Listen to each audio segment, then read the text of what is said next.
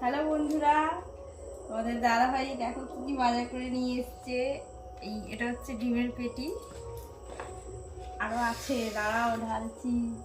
এই এত বড় ব্যাগ, কত জিনিস একটু ভারী বাবা। দেখেছো কত কিছু এসছে।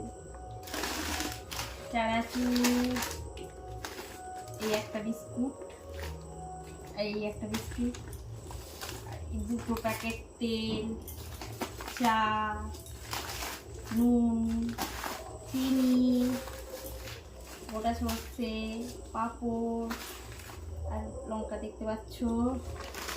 আর এটা হচ্ছে সার্ফ, এই যে একটা সাবান, ভীম সাবান।